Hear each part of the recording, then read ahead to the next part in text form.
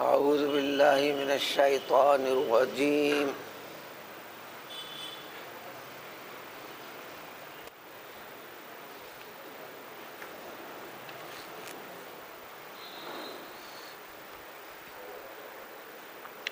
قل لا اقول لكم عندي خزائن الله ولا اعلم الغیب ولا اقول لكم انی ملک ان اتبع الا ما یوحى الی قل هل يستوي الاعمى والبصیر افلا تتفکرون۔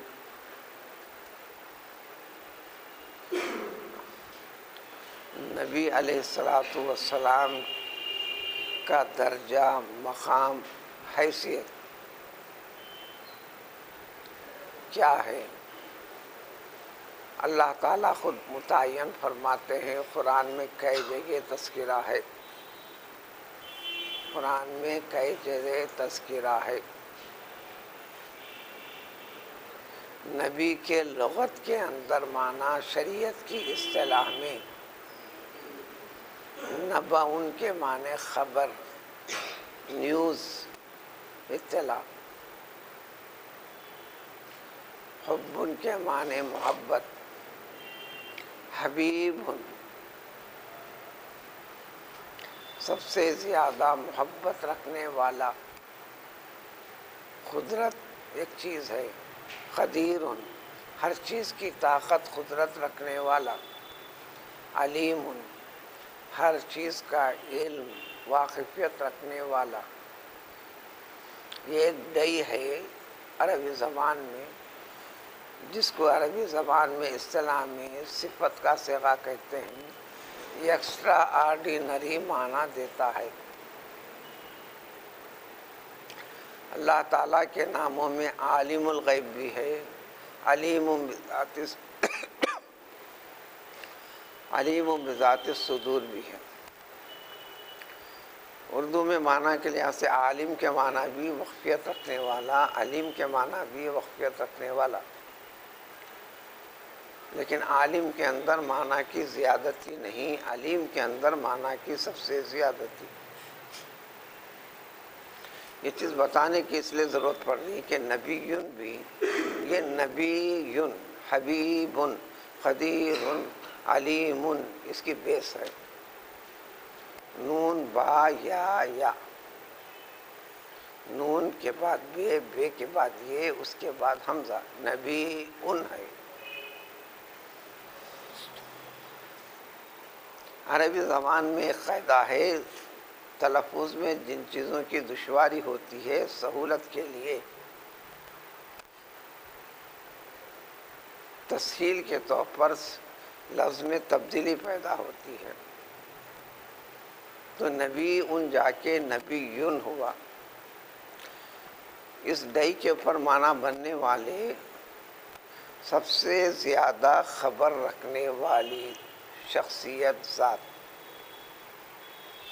عام عربی میں، شریعت کی زبان میں غیب، نبی اسی کو کہتے ہیں جو اللہ تعالیٰ کی جانب سے جو چیزیں بتلا دی گئی ہوں، جو مخلوق کو معلوم نہیں، عطا پتہ نہیں، مخلوق کے اعتبار سے غیب، خود رسول علیہ الصلاۃ والسلام کے اعتبار سے بھی غیب، ساری مخلوق کے اعتبار کرتے ہوئے اللہ تعالیٰ عالم الغیب۔ آپ کو ایک چیز معلوم ہے، مجھے معلوم نہیں ہے، فلاں چیز کا علم آپ رکھتے ہیں، میں نہیں رکھتا، تو لہذا آپ عالم الغیب ہوئے، میں نہیں ہوا۔ جب مجھے پتہ چل جائے گی، آپ بتا دیں گے، اب میرے لیے بھی وہ غیب نہیں رہا، پوشیدہ نہیں رہا، میرے علم میں بات آ گئی۔ تو نبی علیہ الصلاۃ والسلام بھی شریعت کے اصطلاح میں غیب کی خبریں جو اللہ تعالیٰ ہی جانتے ہیں، کوئی نہیں جانتا، اللہ تعالیٰ نے اپنے نبی کو بتا دیا۔ اللہ تعالیٰ نے اپنے نبی کو بتایا، حکم دیا ہے کہ بتا دو۔ یہ کام انبیاء کرام علیہ الصلوۃ والسلام کا ہوتا ہے، اس اعتبار سے یہ نبی کا لفظ ہے شریعت کی اصطلاح میں، جن کے پاس وحی کے ذریعے سے پیغام خداوندی پہنچتا ہے، انسانوں میں کسی کے پاس یہ نہیں پہنچتا۔ اس کی اوریجنلٹی، بیس یہی ہے۔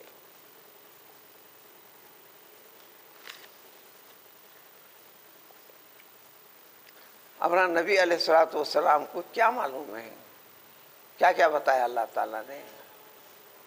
کیا کیا بتایا؟ جو بتانا تھا سب بتا دیا۔ جتنا بتایا اس کے آپ نبی ہیں، غیب کی خبر بتانے والے۔ آج کی اس آیت سے پہلے بھی ایک 8-10 والی آیتوں میں ذکر گزرا ہے، ما فرطنا علیہ من شیء وما من دابۃ فی الارض ولا طائر یطیر بجناحیہ الا امم امثالکم ما فرطنا فی الکتاب من شیء۔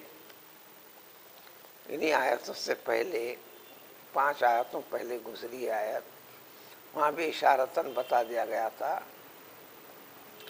اس کائنات کے اندر جتنے بھی زمین کے پر چلنے پھرنے والے، حرکت کرنے والے، چاہے 2 پاؤں سے حرکت کریں، 4 سے کریں، 6 سے کریں، 1000 پاؤں سے کریں، کثرت پاؤں سے کریں، یا پیٹ کے بل کھسکتے ہوئے چلنے والے، یا ہوا میں اڑنے والے، پرواز کرنے والے، ساری کی ساری چیزیں جتنی چیزیں ہیں یہ اللہ تعالیٰ کی، اے انسانوں تمہارے جیسی وہ بھی ایک مخلوق ہے، تم کو بھی ایک مخلوق بنا کر اللہ نے پیدا کیا، ان کو بھی ایک مخلوق بنا کر پیدا کیا۔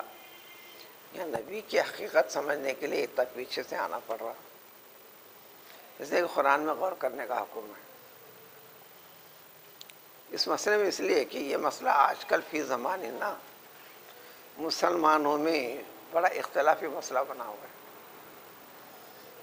ایک فریق کہتا ہے نبی کریم صلی اللہ علیہ وسلم کو علم غیب تھا، مانو، اگر نہیں مانو گے تو تم نے نبی کریم صلی اللہ علیہ وسلم کے شان میں گستاخی کی، ان کے درجے کو گرایا، تم بد عقیدہ ہو، تمہارا عقیدہ خراب ہے، لہذا اس عقیدے کے حاملین کے پیچھے ہم نماز نہیں پڑھتے، اس عقیدے کے حاملین جو پختہ ہیں ان کے بچوں کو رشتے میں نہیں لاتے، ساری کی ساری چیزیں بھی اسی قسم کی مخالفت، شہر کی مصروف ترین زندگی میں پھر بھی یہ اختلافات زور و شور سے ہونے کے باوجود بھی پھر بھی دعوتوں میں، تقاریب میں سب آپس میں ایک دوسرے کے ساتھ گلے بھی ملتے ہیں، کھاتے میں، اٹھتے میں، بیٹھتے ہیں۔ لیکن شہری زندگی سے باہر نکلو، اضلاع میں، گاؤں کے اندر، وہاں تو اتنا شدید نفرت والا معاملہ ہے، بغیر علم کے، تعلیم کے، خود یہ کہہ دیتا ہے انہیں اس کی فکر کا نہیں ہے تو پورے اعتماد کے ساتھ، جبکہ اس کو کوئی علم نہیں، یہ کافر ہے کہتا ہے، یہ دوزخی ہے کہتا ہے۔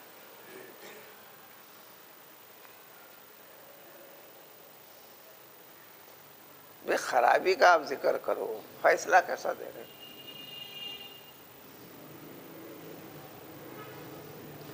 آج سے 15-20 سال پہلے کی بات ہے، ہفتے میں ایک مرتبہ ایک درس ہوتا تھا معز الدین ملتانی کا، جن کے بارے میں سنا تھا، استدلالی طاقت قوت بڑی کمال کی ہے، بیان بڑا دلائل کے ساتھ، وضاحت کے ساتھ ہوتا ہے۔ اتفاق سے وہ مشیخت کی لائن کے ہیں اور ان کے کئی ایک مریدین بھی ہیں۔ ہر اتوار کو ہوا کرتا تھا۔ ایک بار میرے دماغ میں خیال آیا ان کا درس ذرا سن کر تو آئیں گے، لوگ بیٹھے ہوئے انتظار میں ہیں۔ اسی مسجد میں ایک حیدرآباد کے مشہور قاری صاحب، نام بولنے کی ضرورت نہیں، مشہور ہی ہیں، ہر اتوار کو فن قرات اذان کی مشق بھی کراتے ہیں۔ حوض کے پاس میں ٹھہرا ہوا تھا، یہ قاری صاحب وضو فرما رہے تھے، اتنے میں یہ معز الدین ملتانی کی آمد ہوئی، مسجد میں داخل ہوئی۔ ان کے معتقدین نے آگے بڑھ کر سر جھکا کر سلام عرض کرتے ہوئے ہاتھ میں لایا، ہاتھ کو چوما۔ بعض حضرات اس کے اوپر اکتفا نہیں کیا، اپنے سیدھے ہاتھ کو نیچے تک بڑھا کر ان کے قدموں کو بھی چھوا۔ سجدے کی کیفیت نہیں، نہ وہ وقت تھا نہ محل تھا، مسجد کے سیڑھیاں چڑھ رہے تھے، یہ صورتحال اتنی تھی۔ اس کے بارے میں تفصیل پیش کرنا نہیں ہے مجھے اب۔ اس وقت میں نے ان کانوں سے سنا، جو اس قاری صاحب کے بھی چند شاگرد اطراف میں ٹھہرے ہوئے تھے، ان کا اعزاز بخشتے ہوئے، ہمارے استاد ہیں، حضور اکرم صلی اللہ علیہ وسلم جب وضو کرتے تو صحابہ کی جماعت ارد گرد ٹھہر جاتی تھی۔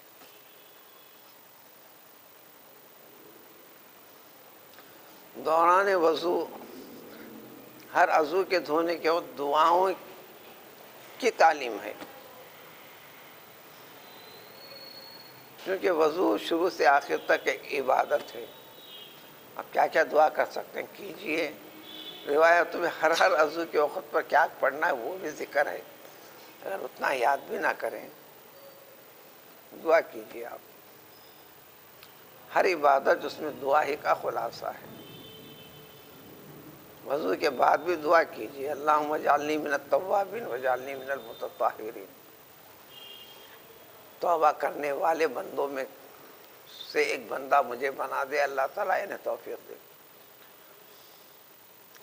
کیے ہوئے گناہوں کے اندر میں پاکی حاصل کرنا چاہتا ہوں، مجھے پاک ترک کر دیجئے، یہ دعا کا ترجمہ ہے۔ درمیان میں کئی دعائیں ہیں، بسم اللہ پڑھ کر شروع کرنا، دعا پہ ختم کرنا، احادیث میں اور طریقے ہیں۔ وضو سے فارغ ہونے کے بعد سورۃ القدر کی تلاوت کرنا بھی حکم ہے۔ یہ سب مستحب اور سنت کے طریقوں میں ہے۔ انہوں نے یہ عمل کو چھوڑ دیا، انہوں نے کہا فوراً اس کیفیت کو دیکھ کر، یہ دیکھو دوزخی آیا ہے، اب کتنے لوگوں کو دوزخ میں ساتھ لے جاتا ہے۔ یہ فیصلہ آپ نے کہاں سے کیا؟ اگر دینی تعلیم ہوتی، اصول ہوتے، سخت منع کیا گیا۔ ایک کافر کو بھی تو دوزخی ہے کہنے کا حکم اسلام میں نہیں ہے۔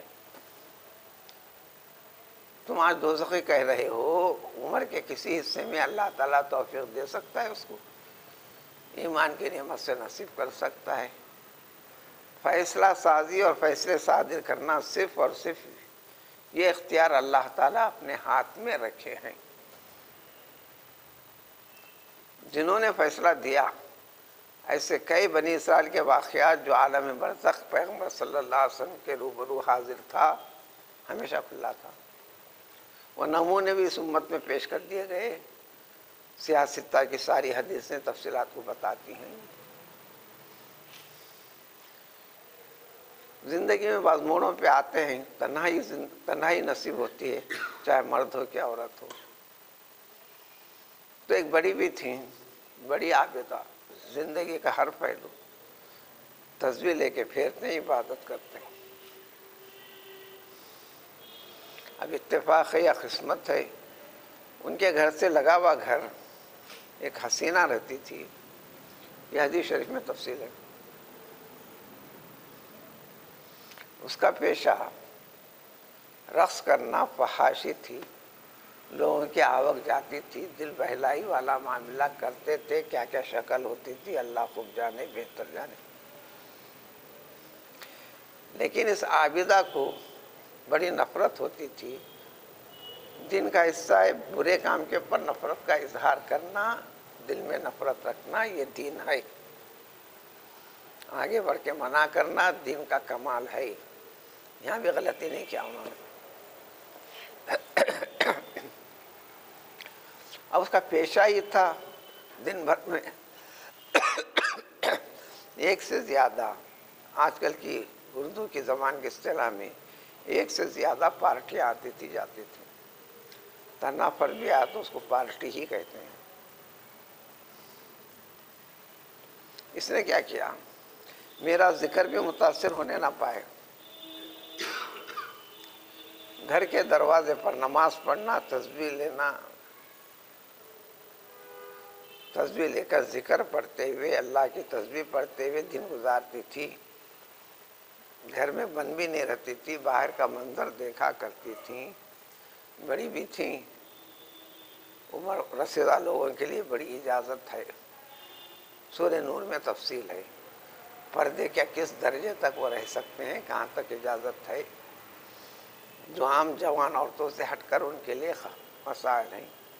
والقواعد من النساء اللاتی لا یرجون نکاحا کے ذریعے سے ان کی تفصیل ہے. وہ اس طرح بیٹھ سکتے ہیں، ضروری پردہ کر کر غیر ضروری چیزیں سر سے ہٹا ہوا یہ کرتے ہوئے بیٹھ سکتی ہیں. یہ اسلامی حکم ہے، اجازت ہے. وہیں صاففنا خیر لہن، اس کے باوجود بھی پورا اہتمام کرنا افضل ہے. سورہ نور میں وضاحت ہے اس کی تفصیل. انہوں نے کیا کیا تھا، اس عابدہ نے چند کنکروں کا ڈھیر جمع کر لیا، دروازے کے بازو رکھ دیا، ایک گھڑا رکھ دیا. جیسے کہ میں 1 2 گنتے رہوں گی تو میرا ذکر خراب ہوگا. یعنی ہر خالی وقت اللہ کے ذکر میں گزارتے ہیں. غلطی کہاں ہوئی ہے؟ شریعت کی تعلیم بڑی سخت ہے. جب کوئی نیا شخص کے گھر میں داخل ہوتا پڑوس والی کے، فوراً تسبیح پڑھتے ہوئے ایک کنکر اٹھا کر گھڑے میں ڈال دیتی. کبھی فرصت میں کنکرے گن لوں گی کتنے اس قسم کے برے خیال کے لوگ برے ارادے سے اس کے گھر میں داخل ہوئے ہیں، گنتی کرنے کے ارادے سے. اس کے حشر کو، قیامت والے منظر کو، عالم برزخ کی کیفیت سے پیغمبر صلی اللہ علیہ وسلم کو پورا بتا دیا. اللہ نے ایسے کئی چیزیں بتائیں. فیصلہ خداوندی ہوا اس عابدہ کو دوزخ میں ڈالنے کا، اس فاحشہ کو جنت میں داخل کرنے کا.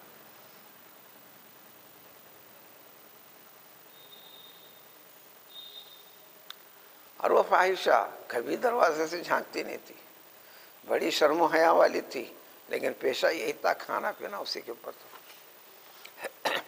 وہاں وضاحت ہے، ساری دنیا اس سے دور ہونے کی وجہ سے اب زندگی میں 4 دن گزارنے کے لیے اس کے سوا کوئی شکل نہیں تھی، لیکن ہمیشہ خوف خداوندی رہا کرتا تھا.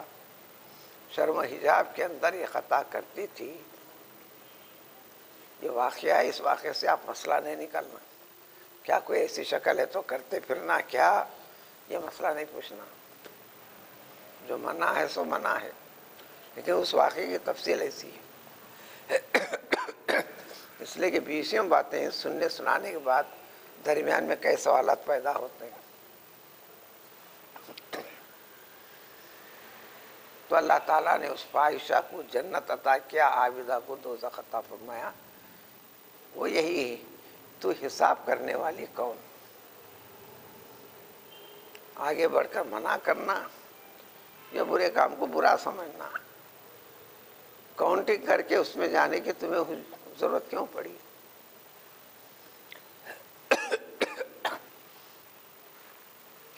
تو حضور اکرم صلی اللہ علیہ وآلہ وسلم کو جو نبی ہیں، اس لیے ایک فریق جو قرآن میں چھاپتا ہے،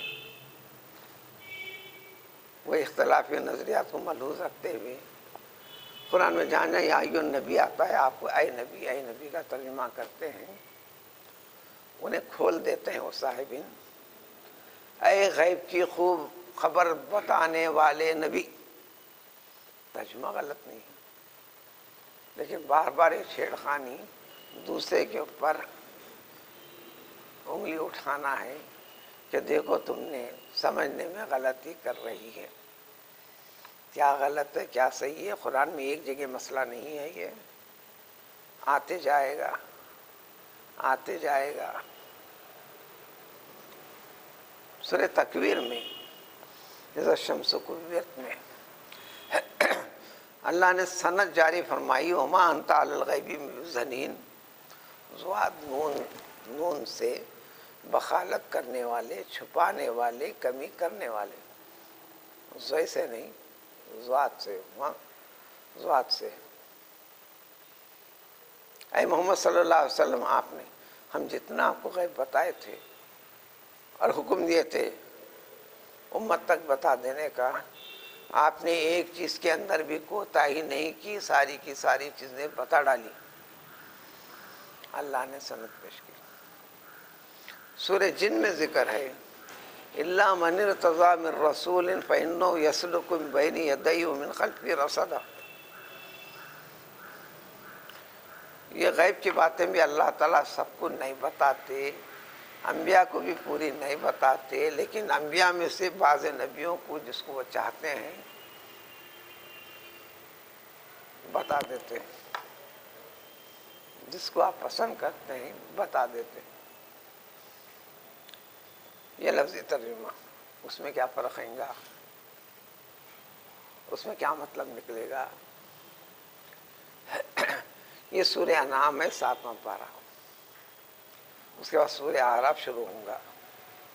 اسی مسئلے کے متعلق سورہ اعراف میں ہے لو کنت عالم الغیب لاستکثرت من الخیر، یہ بھی اعلان فرما دیجئے اگر مجھے غیب کی چیزوں کا عطا پتہ ہوتا،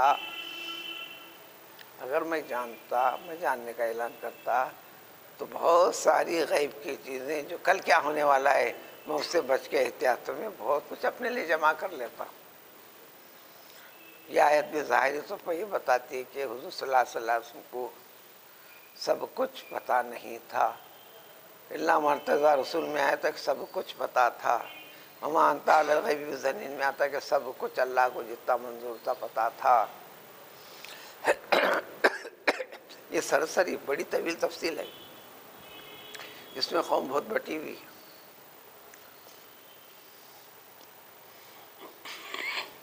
اہل سنت والجماعت کے، اہل سنت والجماعت جو آج کے زمانے میں وہ نہیں، ائمہ اربعہ میں جو منقسم ہیں یہ اہل سنت والجماعت کہلاتے ہیں، حنفی ہو، شافعی ہو، مالکی ہو، حنبلی ہو، ان کے اندر قوم بٹی ہوئی ہے۔ یہ آج کل کی جماعتوں کا نام ایک امتیازی شناخت ہے۔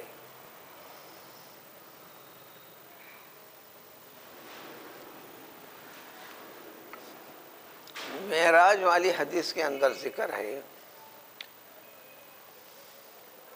فَأَوْحَىٰ إِلَىٰ عَبْدِهِ مَا أَوْحَىٰ، عبد سے مراد پیغمبر صلی اللہ علیہ وسلم۔ قرآن میں جگہ جگہ پیغمبر صلی اللہ علیہ وسلم عبد عبد عبد، سبحان الذی اسریٰ بعبدہ،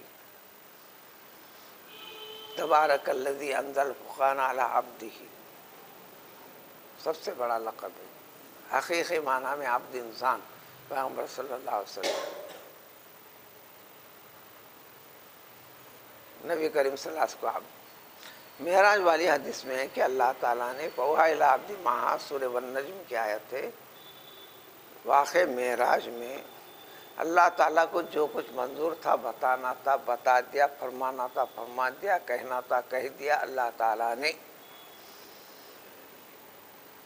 یہ قرآن کی آیت سے خود ظاہری ترجمہ ہے، اس کی تفصیل وضاحت میں روایتیں آتے ہیں کہ اللہ تعالیٰ نے پیغمبر صلی اللہ علیہ وسلم کو 3 چیزیں بتائیں، 3 طریقے سے۔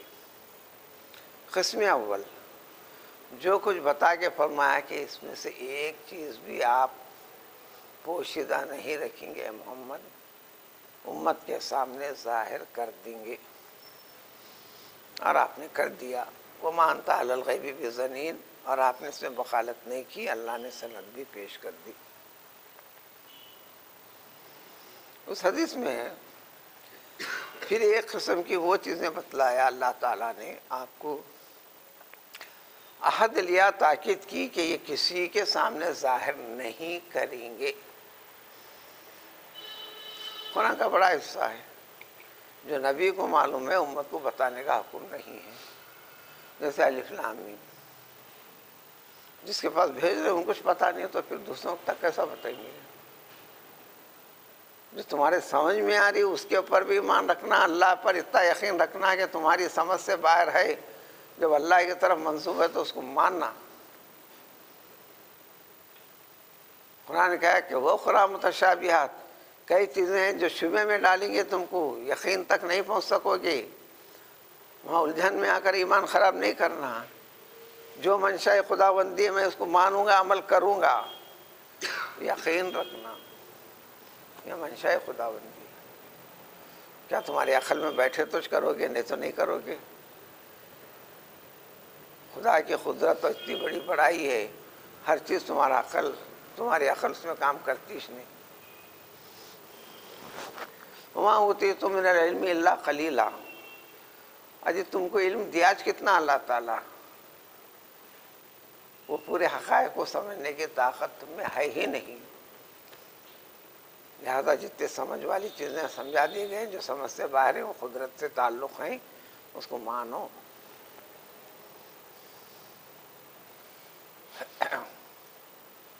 اب یہاں آتے ہیں اس ترجمے پہ، یہ مضمون اور طریقے سے پھیلا ہوا ہے، یہاں درمیان اس چیز کو ذکر کر رہے ہیں۔ مشرکوں نے کیا بار بار دعویٰ، آپ ایسا کیجئے، آپ ہم پر عذاب کیوں نہیں لاتے، فلاں نہیں کرتے، فلاں فلاں۔ اجی وہ سارے معاملے اختیارات خداوندی ہیں، اختیارات رسول صلی اللہ علیہ وسلم نہیں ہیں، نہ اختیارات نبی ہیں۔ نبیوں کو زیادہ سے زیادہ دعا کی درخواست ہے اللہ تعالیٰ سے، کرنے والی ذات اللہ تعالیٰ کی۔ یہ کیسا سمجھ بیٹھے یہ لوگوں نے؟ لہذا فرما دیجیے آپ، لا اقول لکم عندی خزائن اللہ، میں تم سے یہ نہیں کہتا کہ میرے پاس اللہ تعالیٰ کے سارے خزانے موجود ہیں، یہ میں کہتا نہیں۔ اور یہ بھی کہہ دیجیے کہ ولا عالم الغیبہ، میں غیب سے واقف نہیں ہوں۔ پھر یہ آیتیں ہاں کی نہ کی، ہاں کی نہ کی، ساری ترجمے سے علم ہو، سمجھ ہو تو الجھن دور۔ میں غیب کو نہیں جانتا، یعنی میں غیب کے ہونے کا دعویٰ نہیں کرتا کلی طور پر۔ اس آیت سے پہلے 5 آیتوں پہلے جو بات گزری ہے وہاں بھی وہی بات ہے، ما فرطنا فی الکتاب من شیء، اس کتاب اللہ کے اندر کسی بھی چیز کی وضاحت کرنے میں ہم نے کوتاہی نہیں کی، کمی نہیں کی۔ تمہارے لیے ضرورت کی ہر چیز کو ہم اس کلام پاک میں بیان کر دیا۔ جو بیان کیا تو کس کے اوپر کرا؟ رسول صلی اللہ علیہ وسلم پر کیا۔ رسول صلی اللہ علیہ وسلم کے ذریعے سے امت تک آیا، اور وہاں فرماتے کہ ہر چیز جو کچھ بھی ہم نے پیدا کیا ہے اس کی وضاحت میں ہم نے کمی نہیں کی۔ اور قرآن نازل آپ پر، پھر آپ کچھ پتہ نہیں تو پھر دوسروں کو کیسا بتائیں گے؟ وہاں استنباط میں لوگوں نے کیا، لہذا نبی کریم صلی اللہ علیہ وسلم کو جتنی کائنات کی چیزیں ہیں جو ذکر ہے اللہ نے ذکر کر دیا، اس کی حقیقت بھی آپ کو بتلا دیا۔ جب بتلا دیا تو وہ غیب جو عام انسانوں کو نہیں معلوم ہے، وہ غیب آپ صلی اللہ علیہ وسلم کو معلوم ہے۔ اب وہ معراج والی حدیث میں جو 3 چیزیں بتائے، ایک تو جو نبوت کا چیزیں ہیں، ایک کا عہد لیا کہ اس میں سے کسی کو نہیں بتانا، اور ایک درمیانی چیز لیے یہ فرمایا کہ کسی کے اندر اہلیت ہے سمجھنے کی، حفاظت کرنے کی، باقی رکھنے کی، صرف اسی کو بتانا آپ کو اختیار ہے۔ ایسے احکام خود پیغمبر سلیمان علیہ السلام کو سورہ صافات میں ہے، امن علیہ او امسک عطاؤنا بغیر حساب۔ اے سلیمان علیہ السلام، یہ سب ہم نے عطا کر دیا، اب آپ کو اختیار دیتے ہیں۔ لوگوں کے اوپر بھی جس کو بتانا ہے احسان کیجئے نا، آپ جس کو بتانا ہے بتائیے، یا کسی کو مت بتائیے، رکے رہیے۔ یہ دونوں اختیارات کے ساتھ ہم آپ کو یہ معجزہ، یہ طاقت اور قوت دے رہے ہیں۔ ایسا نبیوں کے ساتھ فرمایا اللہ تعالیٰ نے، یعنی وہ ایسی چیزیں ہیں جو خصوصی چیزیں ہیں، عام نبوت کی چیزیں نہیں ہیں۔ اب اسی روشنی میں بخاری سے لے کر تمام احادیث میں ابو ہریرہ رضی اللہ تعالیٰ عنہ رسول اکرم صلی اللہ علیہ وسلم پردہ فرمانے کے بعد فرماتے کہ اے لوگوں، رسول اللہ صلی اللہ علیہ وسلم نے مجھے وہ بھی چیزیں بتائی ہیں میں تمہارے سامنے ظاہر نہیں کر سکتا، جبکہ بھی حدیث سے علم کو چھپانا گناہ ہے، کیونکہ وہ اس دوسرے مرحلے کی تھی جس میں اہلیت ہے، جس کو بتانا ہے بتائیے، جس کو نہیں بتانا مت بتائیے، وہ اس اختیار والی بات تھی۔ لوگوں نے حجت کی تو فرمایا میں کیوں بتاؤں، اگر میں ظاہر کر دوں گا تو اپنے گلے کو ہاتھ رکھ کے بتائے یہ میرا نلڈا 2 منٹ کے لیے نہیں رکھو گے، تم فوراً کاٹ کر نکال کر پھینک ڈالو گے، میں ایسا مرنا نہیں چاہتا، میں بتاتا نہیں، یہ ایک سے ظاہر نہیں۔ تو یہ کیا چیز تھی، یہ کیا چیز بتایا تھا رسول اللہ صلی اللہ علیہ وسلم نے؟ یہ کون سے حکم سے تعلق رکھتی تھی جو اللہ تعالیٰ نے بتایا، آپ کو علم دیا تھا؟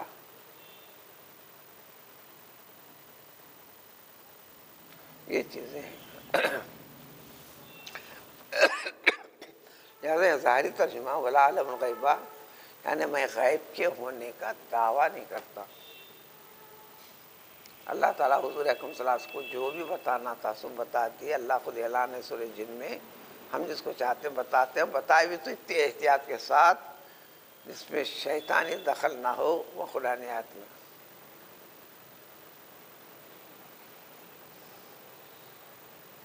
اب خامخواہ الجھن میں اور سب کچھ کر دے کہ ایک مختصر خلاصے میں، میں اتنی لمبی طویل تفصیل میں نہیں جانا چاہتا ہوں۔ غیب کلی، ہر جز اور کل کا علم صرف اور صرف اللہ کو ہے، کسی کو نہیں ہے، اور جو کچھ بتائے اللہ تعالیٰ اور رسول اللہ صلی اللہ علیہ وسلم کو ہے، جتنا بتانا تھا وہ بتائے۔ اللہ تعالیٰ کی ذات سے جو چیز تعلق ہے وہ تو کسی کو تا نہیں بتائے، اور جو بتائے وہ بے حد و حساب شمار سے باہر ہے۔ اتنی الجھن میں آئے تو جھگڑے ختم۔ اب خواہ تم مانو غیب کو، نہیں مانے تو تم کافی ہو رہے، بول تو مانو، انہیں کہتا کہ نہیں، پھر کیسا اللہ بتا رہا۔ اس سے آگے بھی بڑھی ہے، قرآن نے بتایا، قرآن نے جتنا سمجھایا، لیکن یہ ان سوالات میں سے نہیں ہے، قرآن کے معنی مفہوم میں سے ہے۔ روز قیامت اٹھنے کے ساتھ نبی کو تو عالم الغیب مانتا تھا، نہیں مانتا تھا، نبی کی حقیقت جیسے بتا دیا آپ جان لینا ہے، یہ بنیادی سوالات میں سے نہیں۔ بیسویں اپنی الجھنوں کے لیے عظیم الشان جلیل القدر و منزلت اللہ تعالیٰ کے پاس رہنے والی ذات اقدس درجے میں، مرتبے میں، ساری کائنات میں پیغمبر صلی اللہ علیہ وسلم کو موضع مسئلہ بنا کر اپنی چھوٹی سمجھ میں بیسیوں غلطیاں گستاخیاں دونوں طرف سے چلتے ہیں۔ بس اللہ تبارک تعالیٰ توفیق دینا ہے۔ یہ بھی اعلان فرما دیا ہے پیغمبر صلی اللہ علیہ وسلم، وَلَا أَقُولُ لَكُمْ إِنِّي مَلَكٌ، میں فرشتہ نہیں ہوں رے بندو، میں انسانی ہوں۔ تم نے کیسا سمجھا فرشتہ جن کو کھانے کی ضرورت نہیں، محنت کرنے کی ضرورت نہیں، فلاں، میں فرشتہ نہیں ہوں، انسان ہوں، انسانوں کے سوا ہوں۔ یوحا الیہ، تم میں کیسے آئے گا؟ اللہ سے رابطہ، پیغام خدا بندی تمہارے سب کے پاس نہیں ہوتا، میرے پاس آتا۔ یہ فرق کے ساتھ میں انسان بشر ہوں۔ ان اتبع الا ما یوحی الیہ، جو کچھ بھی بتاتا ہوں، بتا رہا ہوں، بتاؤں گا جب تک پیغمبر ہوں، صرف وہی چیز جو اللہ تعالیٰ بتانے کے لیے مجھے بتاتے ہیں، وہی ہے غیب، یعنی میری طرف سے گھڑی ہوئی چیز نہیں، فلاں نہیں۔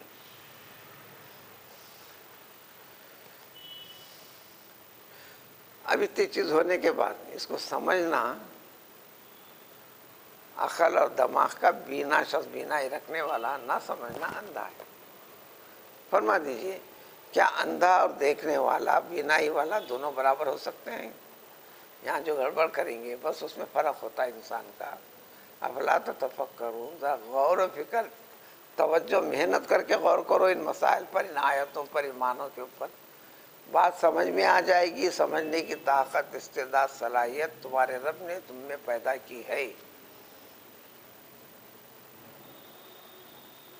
یہ ایک مسئلہ. لہذا اس کے اندر جو فریق جس میں بنتا بنے. اے پیغمبر صلی اللہ علیہ وسلم آپ پر کیا ذمہ داری ہے؟